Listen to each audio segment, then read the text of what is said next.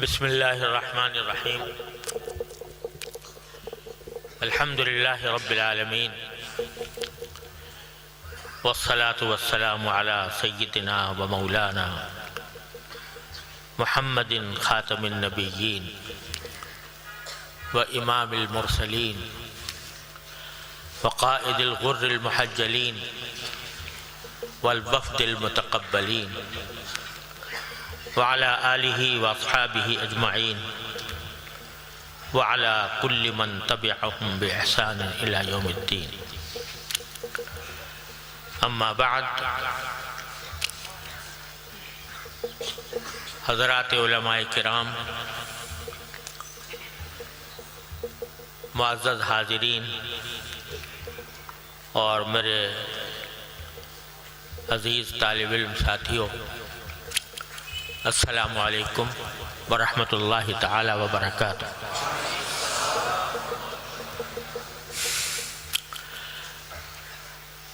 اللہ تبارک و تعالیٰ کے فضل و کرم سے یہ میرے لیے ایک سعادت کا موقع ہے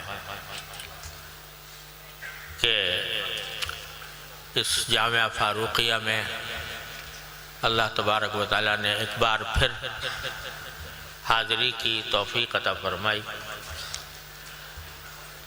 حضرت مولانا قاضی عبدالرشید صاحب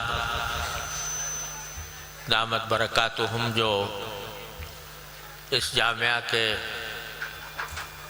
بانی اور روح رواں ہیں، اللہ تبارک و تعالیٰ نے ان کو بہت سے خصائص اور فضائل سے نوازا ہے۔ ان کی فرمائش ہمیشہ رہتی ہے کہ یہ ناکارہ بھی ان کے اس جامعہ میں حاضر ہو۔ الحمدللہ ایک دو مرتبہ اس سے پہلے بھی حاضری کی توفیق ہوئی ہے۔ تو میں حضرت قاضی صاحب دامت برکاتہم کی تعمیل حکم میں آپ حضرات کی خدمت میں حاضر ہوں۔ بہت عرصے دراز سے میں نے ختم بخاری کے اجتماع میں شرکت کا معمول ترک کر دیا۔ اس کا شروع بھی میں نے کیا تھا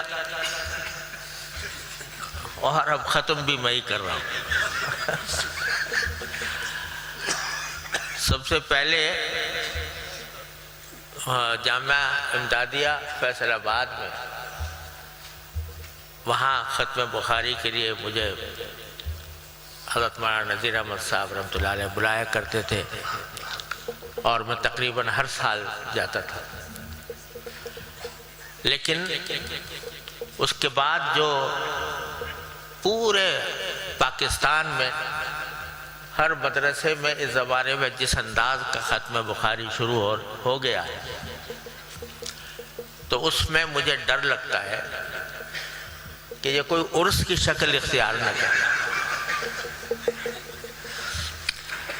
تو اس وجہ سے میں ختم بخاری کے عنوان سے حاضری سے معذرت کر لیتا ہوں۔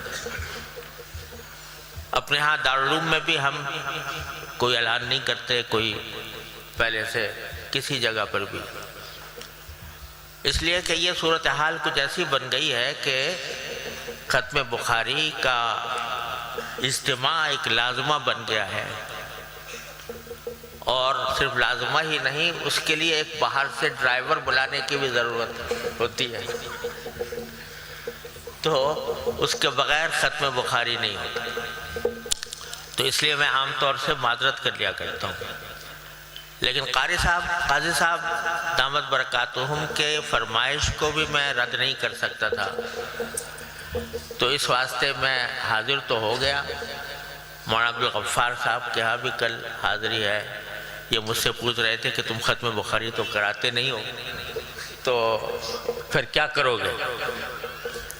تو میں نے کہا کہ بھئی آنا تو کسی اور مقصد سے ہے، لیکن جب آ گئے تو اب اس سے احتراز، باقاعدہ احتراز کرنا اور اس سے علیحدگی اختیار کرنا یہ بھی کچھ مناسب نہیں معلوم ہوتا۔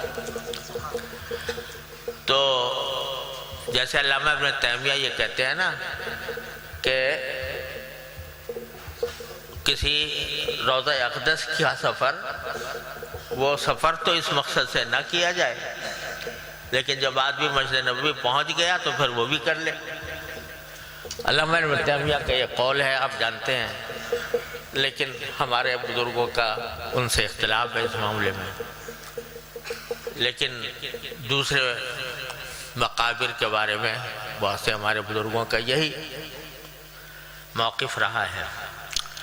تو اس لیے اس سعادت سے بہرحال بخاری شریف کی حدیث پڑھنا اور اس کے بارے میں کچھ تشریحی کلمات عرض کرنا بہرحال ایک عظیم سعادت ہے۔ تو اس لیے میں آپ حضرات کی خدمت میں اس غرض سے حاضر ہو گیا ہوں۔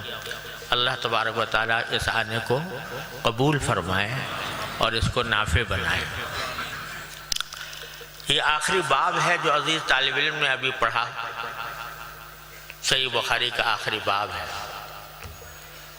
اور امام بخاری کا ایک معمول ہے کہ وہ جب بھی کوئی باب قائم کرتے ہیں تو کوشش یہ کرتے ہیں کہ جس مضمون کی حدیث لا رہے ہیں اس کے بارے میں کوئی قرآن کریم کی آیت اگر مل جائے تو اپنے باب کا عنوان اس آیت کو بناتے ہیں۔ بتلانا یہ مقصود ہوتا ہے کہ نبی کریم سرور دو عالم محمد مصطفیٰ صلی اللہ علیہ وسلم کی احادیث وہ در حقیقت قرآن کریم کی تفسیر ہے۔ تو جگہ جگہ قدم قدم پر وہ اس حقیقت کو واضح کرتے ہیں کہ جو حدیثیں ہم روایت کر رہے ہیں وہ رسول کریم صلی اللہ علیہ وسلم کی طرف سے قرآن کریم کی تفسیر۔ اس حقیقت کی وجہ سے وہ باب کا آغاز کسی آیت سے کرنے کی کوشش کیا کرتے ہیں،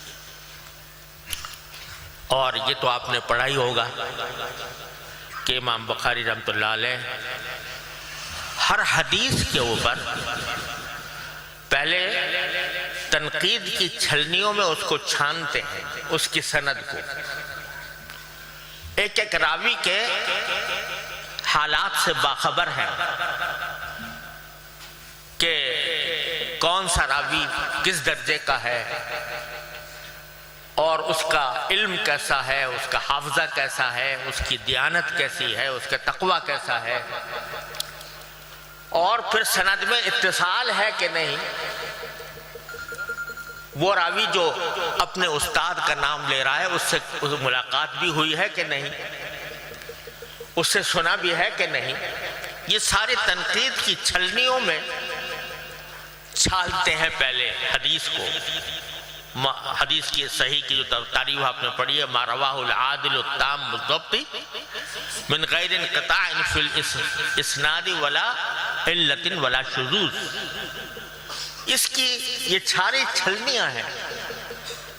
رسول کریم صلی اللہ علیہ وسلم کی احادیث ایسی بات نہیں ہے کہ جو کھڑا اٹھ کے کہہ دے کہ حضور نے یہ فرمایا، تو اس کو سند کی تحقیق کرتے ہوئے اس کو چھلنیوں میں چھانتے ہیں، اور چھاننے کے بعد جب حدیث کے بارے میں اطمینان ہو جاتا ہے کہ یہ صحیح کی شرائط پر پوری اترتی ہے تو پھر اپنی کتاب میں درج کرنے کا ارادہ کرتے ہیں، لیکن اس ارادے سے پہلے 2 رکعتیں استخارے کی پڑھتے ہیں، اللہ تبارک و تعالیٰ کے سے بارگاہ میں یہ درخواست پیش کرتے ہیں کہ یا اللہ میرے بس میں جتنی چھلنیاں تھیں ان سب چھلنیوں میں نے حدیث کو چھان لیا، اور اب میں نے ارادہ کیا ہے کہ اس کتاب میں اس حدیث کو درج کروں، آپ کی کیا رضا ہے؟ واقعی درج کرنا چاہیے یا نہیں استخارہ کا؟ ایک ایک حدیث کے اوپر استخارہ فرمایا، اور بعض روایات سے معلوم ہوتا ہے کہ غسل کیا اور غسل کر کے استخارہ کیا۔ جب اس کے بعد اطمینان ہو گیا کہ یہ حدیث صحیح کی شرائط پر پوری اترتی ہے تو پھر انہوں نے اس کو درج کیا۔ اسی لیے کوئی معمولی بات نہیں ہے امام بخاری کو جو مقام حاصل ہوا پورے عالم اسلام میں۔ بخارا کے رہنے والے، ازبکستان کے رہنے والے، عربی زبان ان کی مادری زبان نہیں، اور اہل عرب کا آپ نے شاید تجربہ کیا ہو یا نہ کیا ہو، میں نے بہت کیا ہے، کہ اہل عرب جو ہے وہ کسی عجمی کو دین کے معاملے میں گھاس نہیں ڈالتے۔ کس دین کے معاملے میں وہ کہتے ہیں بھئی ہم قرآن والے ہیں، ہماری زبان قرآن کی زبان ہے، رسول کریم صلی اللہ علیہ وسلم کی زبان ہے، لہذا دین تو ہم صحیح سمجھتے ہیں۔ تو وہ کسی عجمی کو آسانی سے تسلیم کرنا ان کے لیے بہت مشکل ہوتا ہے۔ لیکن یہ بخارا میں پیدا ہونے والا جس کی عربی زبان بھی اچھی نہیں، آپ نے پڑھا ہوگا کہ ایک جگہ باب قائم کرنے کے بعد ایک حرف فارسی کا لکھ گئے، یذکر فی ھذا الباب ہم ھذا الحدیث، ہم فارسی کا لفظ لے آئے۔ وہ کہیں تو اتنی اس کا جو مقام ہے عربی زبان کے لحاظ سے، اور آپ نے دیکھا ہوگا، یہ بھی پڑھا بھی ہوگا کہ کتاب التفسیر میں اکثر و بیشتر وہ جو الفاظ کی تشریح فرماتے ہیں تو کہا جاتا ہے کہ یہ صحیح بخاری کا کمزور ترین حصہ ہے لغات کی تشریح میں۔ تو ایسے عربی کے اندر کوئی خاص مقام نہیں، لیکن پورے عالم عرب کی گردنیں جھکوا دی۔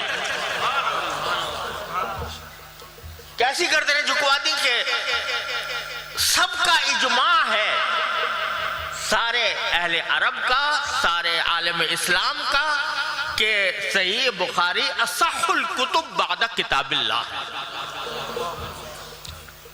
اور یہ لقب جو اس کو دیا گیا کہ اللہ کی کتاب کے بعد سب سے زیادہ صحیح کتاب صحیح بخاری ہے، یہ محض عقیدت میں اور محبت میں نہیں دے دیا گیا، بلکہ علماء کرام نے مدتوں اس کی ایک ایک حدیث، اس کے ایک ایک راوی اور اس کے ایک ایک لفظ پر تنقید کی ہے۔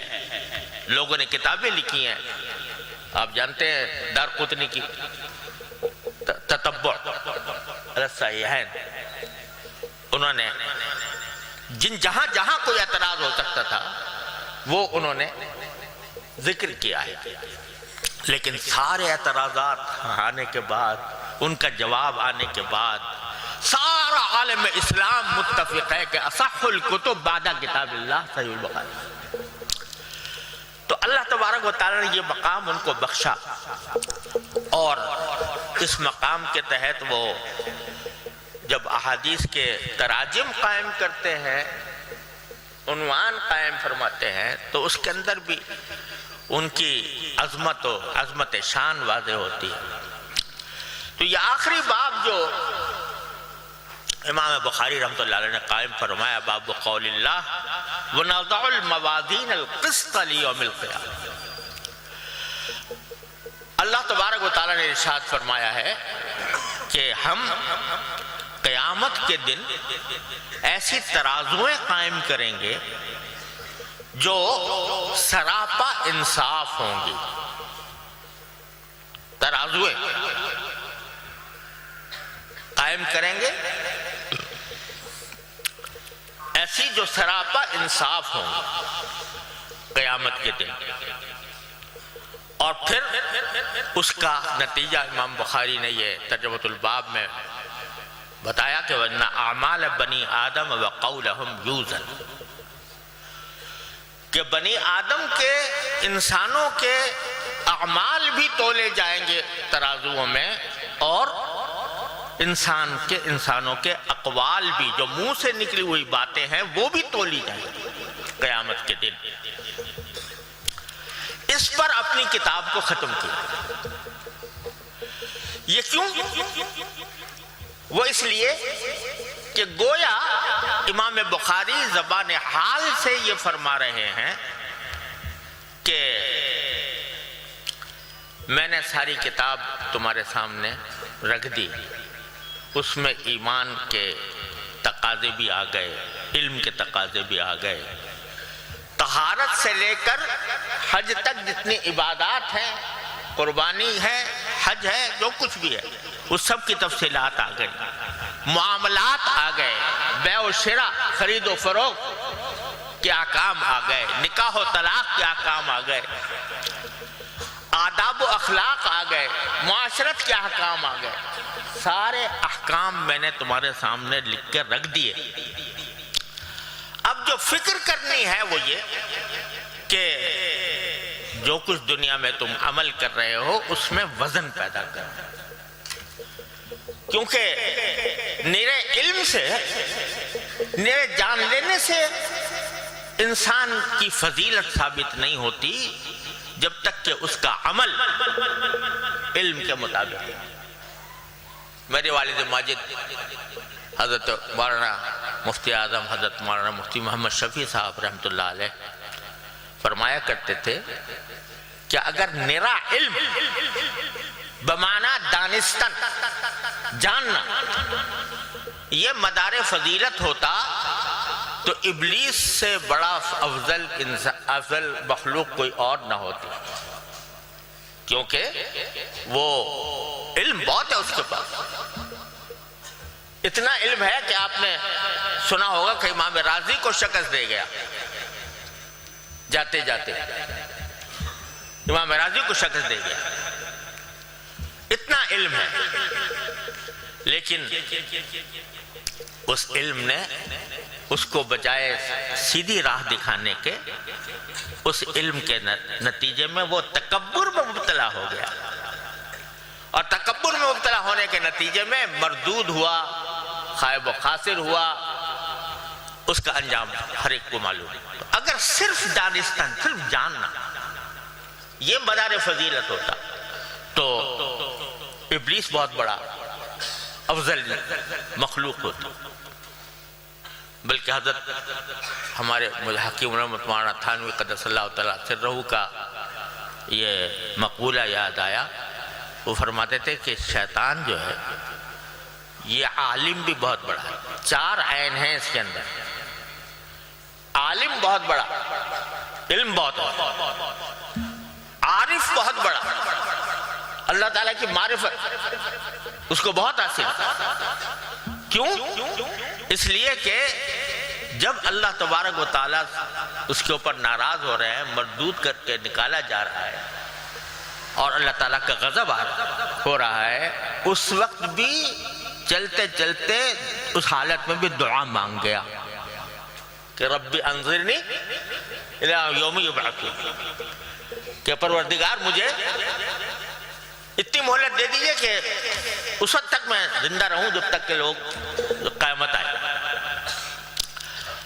تو اس وقت بھی دعا جو مانگی اس نے، یہ دیکھ رہا ہے کہ غصے ہو رہے ہیں اللہ تعالیٰ، غضب کی حالت میں ہے، لیکن اتنی معرفت اس کو حاصل تھی کہ غضب کی حالت میں بھی باری تعالیٰ مغلوب نہیں ہوتے،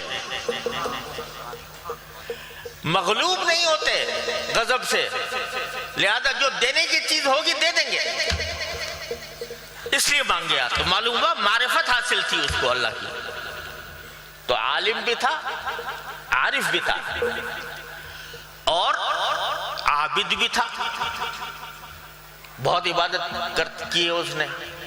تو 3 عین اس کے اندر موجود تھے، عالم، عارف، عابد، اور چوتھا عاقل۔ عاقل بھی تھا، عقل کے اوپر ہی تو اس نے دلیل پیش کی نا کہ خلقتنی من نار و خلقتہ من طین، مجھے آگ سے پیدا کیا، اس کو مٹی سے پیدا کیا، آگ افضل ہوتی ہے مٹی سے، تو عقلی اعتبار سے تو بڑی کامیاب دلیل تھی۔ تو یہ چاروں عین میں تھے۔ اقبال نے کہا ہے نا کہ روز ازل یہ مجھ سے کہا جبرائیل نے، جو عقل کا غلام ہو وہ دل نہ کر قبول۔ تو عقل کی بات تو کی تھی اس نے، لیکن عالم تھا، عابد تھا، عارف تھا، عاقل تھا، پانچویں چیز کی کمی تھی کہ عاشق نہیں تھا۔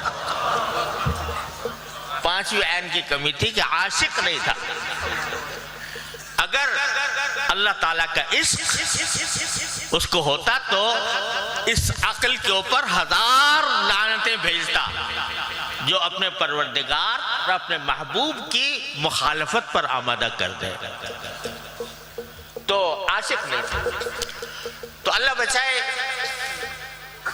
میرا علم، میرا جان لینا یہ کوئی کمال کی بات نہیں، کمال یہ ہے کہ آدمی اس پر عمل کرے۔ تو اس لیے امام بخاری رحمۃ اللہ علیہ کہتے ہیں کہ سب کچھ تم نے جان تو لیا کہ بھئی شریعت میں، دین میں کیا چیز مطلوب ہے ہم سے، کیا عمل مطلوب۔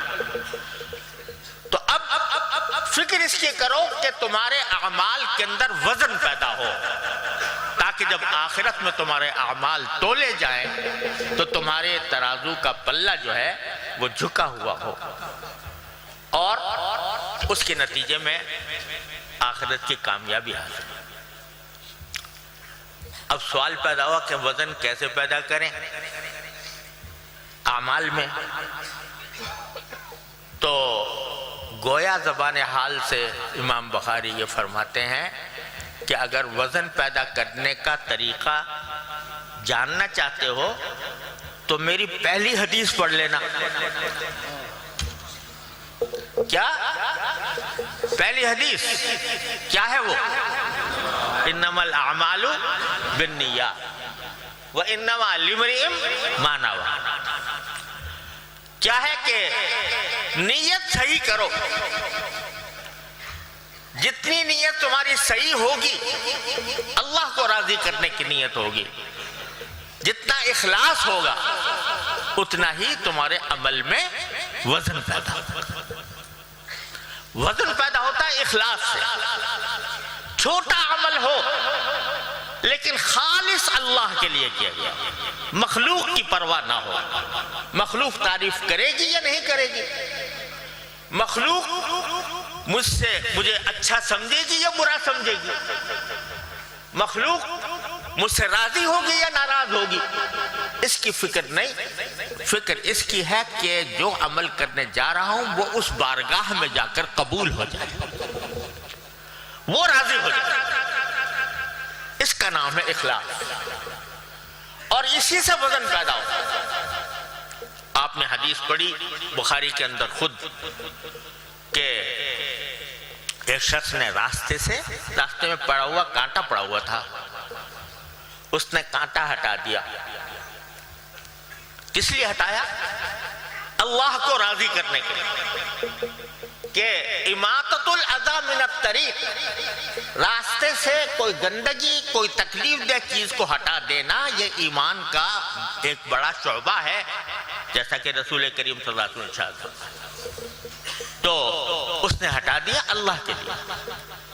تو اسی میں آپ نے پڑھا ہوگا کہ اور حدیث میں کہتے ہیں کہ فَشَكَرَ اللَّهُ لَهُ فَغَفَرَ لَهُ، اللہ نے اس کے اس عمل کی اتنی قدردانی فرمائی کہ اس کی مغفرت کر دی، اس ایک عمل کی وجہ سے۔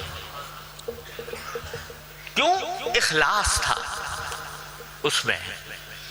تو یہ پیغام اور یہ سبق ہمیں دینا چاہتے ہیں امام بخاری رحمۃ اللہ علیہ کہ بھائی خدا کے لیے اب جب تم باہر نکل رہے ہو تو اپنے عمل میں اخلاص پیدا کرو۔ اخلاص پیدا کرو کہ جو کام کرو اللہ کے لیے کرو۔ کسی کو اگر تم نے کھانا کھلایا ہے یا کوئی صدقہ دیا ہے تو مقصود کیا ہو؟ اللہ کی رضا. انما نطعمکم لوجہ اللہ لا نريد منکم جزاء ولا شکورا. ہمیں نہ کوئی بدلہ چاہیے نہ شکریہ چاہیے، ہمیں تو ایک ہی چیز چاہیے اور وہ ہے کہ اللہ تبارک و تعالی راضی ہو. یہ فکر پیدا ہو گئی تو تمہارے اعمال میں وزن پیدا ہو.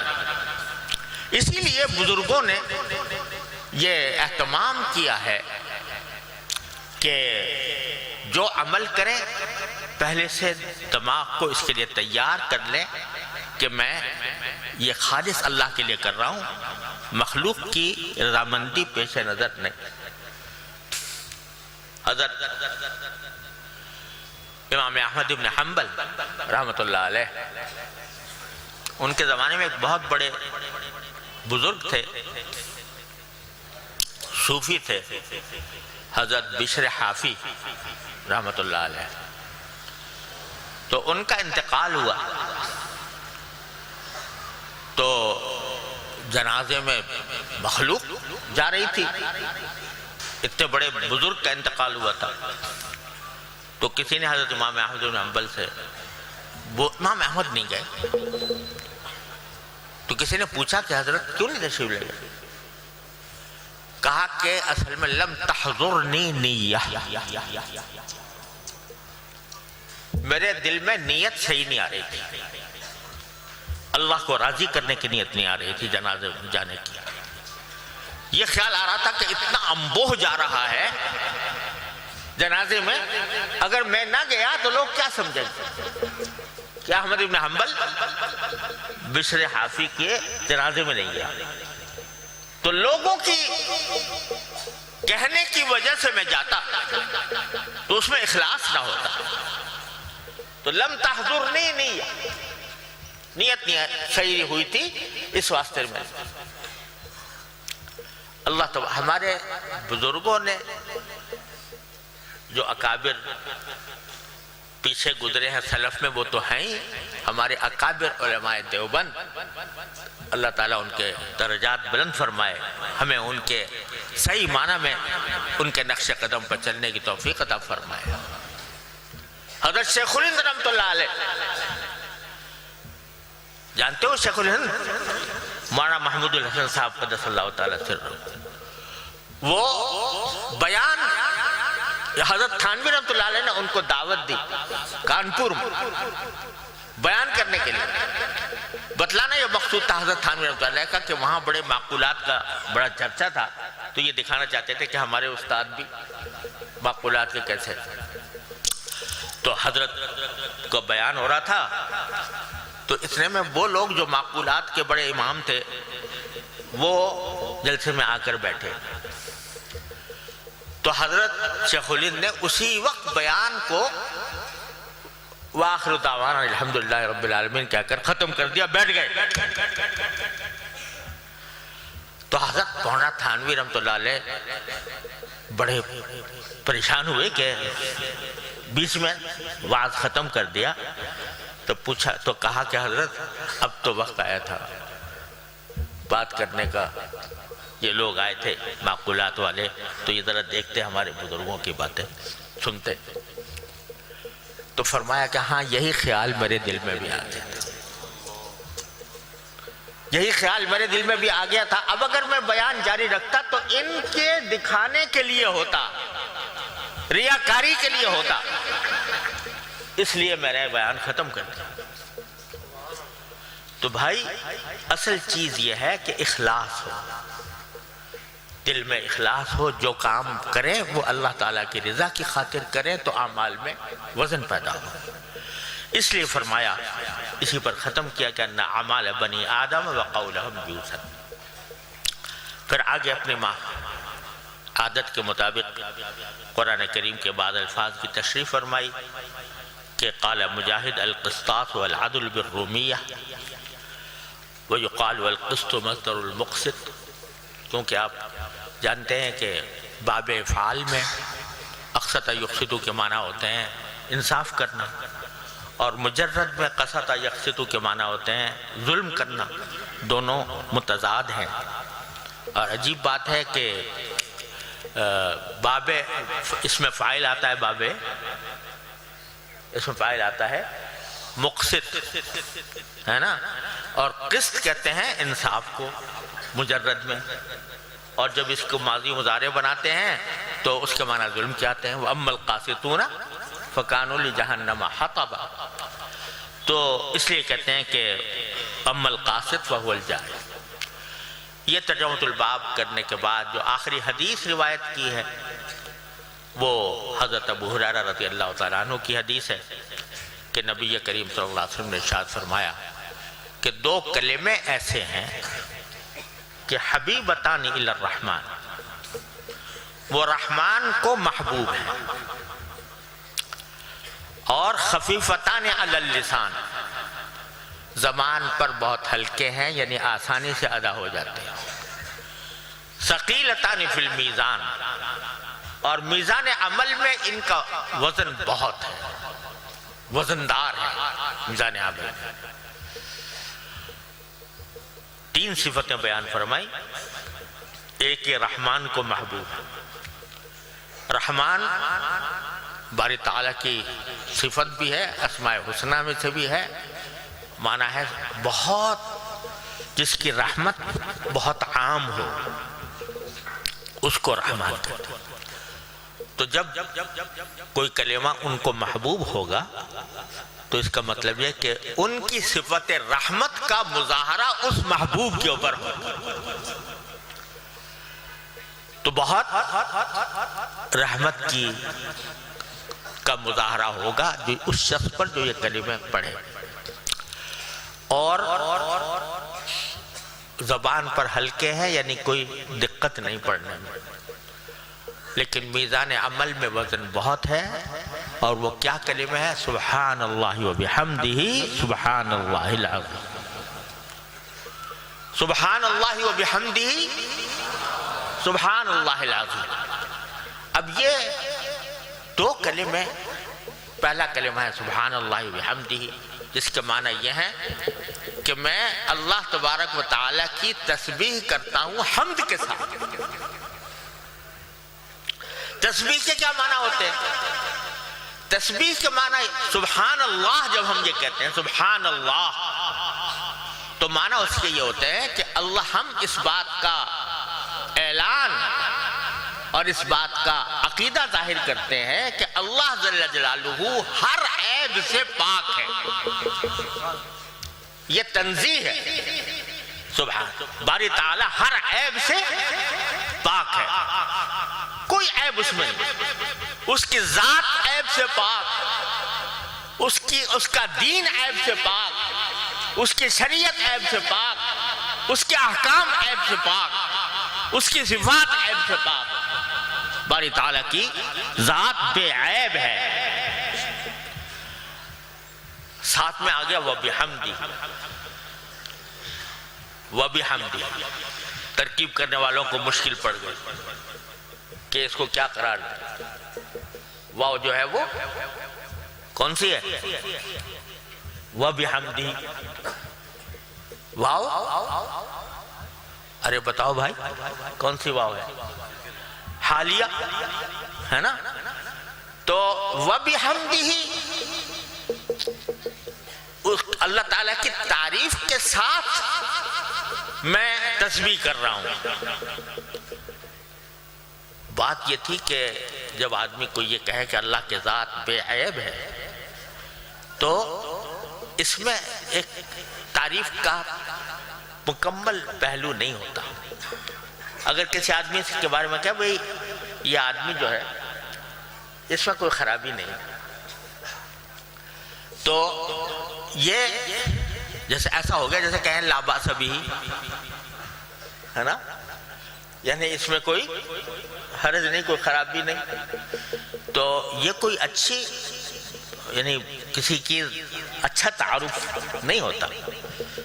تو وَبِحَمْدِهِ ساتھ لگایا کہ کہ صرف اتنی بات نہیں ہے کہ وہ ذات بے عیب ہے، بلکہ ساری صفات حمد اور صفات کمال کی جامع ہے۔ وَبِحَمْدِ، اور واو حالیہ کے معنی یہ ہے کہ جس لمحے میں باری تعالیٰ کو بے عیب قرار دے رہا ہوں، اسی لمحے اس کی تعریف بھی کر رہا ہوں، اس کے صفات کمال کا عقیدہ بھی ظاہر کر رہا ہوں۔ تو واو حالیہ جو ہے یہ بتا رہی ہے کہ بھئی ایسا نہیں ہے کہ میں بس صرف اس کی ذات کو بے عیب کہہ کر فارغ ہو گیا، بلکہ اسی لمحے میں باری تعالیٰ کے صفات کمال کی حمد بھی کرتا ہوں۔ سبحان اللہ و بحمدہ۔ جو ذات عیب سے پاک ہو، کمالات کی جامع ہو، اس سے کیا ہونی چاہیے؟ جس ذات کے اندر کوئی عیب نہیں اور ساری صفات کمال موجود ہیں، اس سے محبت ہوگی کہ نہیں؟ اس کا تقاضا ہے کہ اس سے محبت ہو۔ لہذا بزرگوں نے فرمایا کہ سبحان اللہ و بحمدہ کے کلمہ پڑھنے والے جو یہ کلمہ پڑھتا رہے اس کے دل میں باری تعالیٰ کی محبت بڑھتی چلی جائے گی۔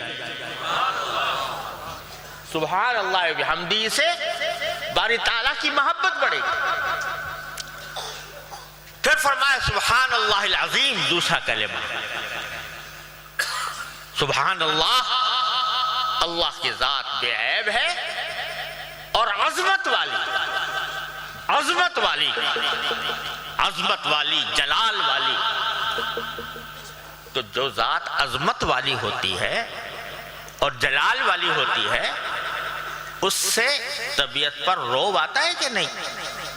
عظمت والی ذات پر سے طبیعت میں روب پیدا ہوگا، خوف بھی ہوگا، مجھ سے کوئی بات اس عظمت والی ذات کے منشا کے خلاف نہ ہو جائے۔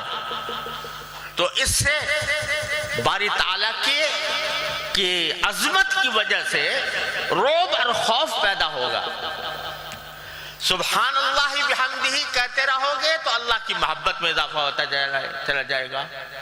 سبحان اللہ العظیم پڑھتے رہو گے تو باری تعالیٰ کی خشیت، باری تعالیٰ کے خوف اور رعب میں اضافہ ہوتا چلا جائے گا۔ اور جب محبت اور خوف اکٹھے مل جاتے ہیں تو اسی کا نام ہے خشیت۔ محبت اور خوف کا مجموعہ یہ خشیت ہے۔ انما یخشی اللہ من عبادہ العلماء۔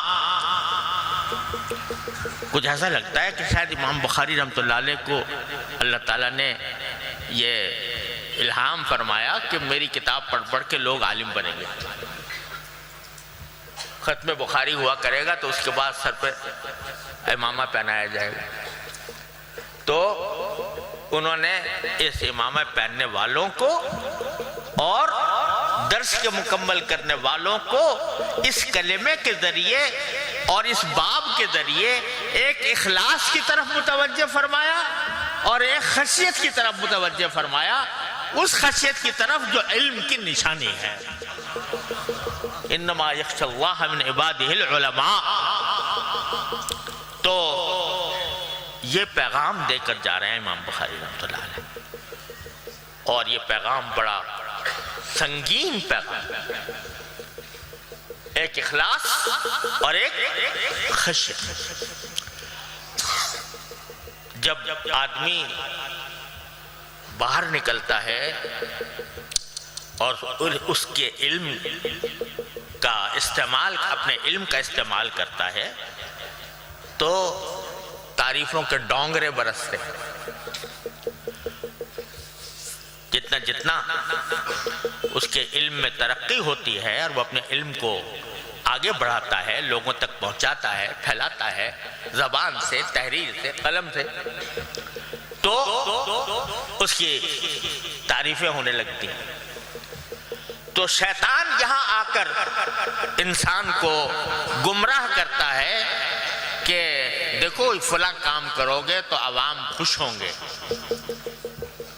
تو وہ کام عوام کی خوشی کی خاطر، عوام کی مرضی سمیٹنے کے لیے آدمی وہ کام کر رہا ہوتا ہے، تو ارضائے عوام پیش نظر، ارضائے مخلوق پیش نظر، اللہ بچائے، وہیں شیطان راہ مار دیتا ہے، بڑے سے بڑا عمل بیکار ہو کر رہ جاتا ہے۔ اس لیے جو ہمارے پاس سبق مل رہا ہے، اللہ تبارک و تعالیٰ اس کو سمجھنے کی، اس پر عمل کرنے کی توفیق عطا فرمائے۔ ہم جو کام کریں خالص اللہ کی رضا کے لیے کریں، اس میں کوئی تعریف مقصود نہ ہو، تعریف کرانا مقصود نہ ہو، اس میں شہرت مقصود نہ ہو، اس میں لوگوں کو خوش کرنا مقصود نہ، اللہ تبارک و تعالیٰ کو راضی کرنا مقصود، تو پھر اللہ تبارک و تعالیٰ اسے علم میں برکت عطا فرماتا ہے۔ اور جوں اللہ تبارک و تعالیٰ کی محبت پیدا ہوتی ہے، اس کی خشیت پیدا ہوتی ہے، اسی درجہ اس کے علم میں نور پیدا ہوتا ہے، اس نور سے مخلوق کو فائدہ پہنچتا ہے۔ اور اگر محض لوگوں کی واہ واہ سننے کے لیے، لوگوں کی تعریف سننے کے لیے آدمی کام کرے گا تو وہ تو مل جائے گی، اور لیکن آخرت میں کیا ہوگا کہ فقد قیل، حدیث پڑھی ہے کہ نہیں؟ فقد قیل، تم نے یہ علم اس لیے حاصل کیا تھا کہ لوگوں میں تمہاری تعریف ہو، لوگ تمہیں بڑا علامہ سمجھیں، لوگ تمہاری عزت کریں، لوگ تمہیں بڑا عالم کہیں، فقد قیل، دنیا میں ہو گیا، اب کیا مانگنے ہیں، اللہ بچائے۔ تو یہ اخلاص کا سبق ہے جو ہمیں یہاں سے مل رہا ہے۔ اللہ تبارک و تعالیٰ اپنے فضل و کرم سے، اپنے رحمت سے ان دونوں صفات کو ہمیں حاصل کرنے کی توفیق عطا فرمائے، اور ہمارا علم صرف نرا علم نہ ہو، وہ اللہ تبارک و تعالیٰ کی رضا کی خاطر اس میں عمل ہو، اس میں اثر ہو، اس میں تاثیر ہو، آدمی خود بھی اللہ تعالیٰ کی رضا حاصل کرے اور دوسروں کے لیے بھی رضا حاصل کرنے کا ذریعہ بنے۔ میں دل سے دعا کرتا ہوں کہ جو حضرات ماشاءاللہ اس وقت فاضل ہو رہے ہیں، اللہ تعالیٰ ان کو صحیح معنی میں علم کی دولت عطا فرمائے، علم نافع عطا فرمائے، عمل صالح عطا فرمائے، اور اخلاص کامل عطا فرمائے، اور جو خشیت جو علماء کا خاشیہ ہے اللہ تعالیٰ وہ ان کے اندر پیدا فرمائے، اور وہ دنیا کے لیے علم کا اور دین کا نور پھیلانے کا ذریعہ بنے۔ وآخر دعوانا ان الحمدللہ رب العالمین۔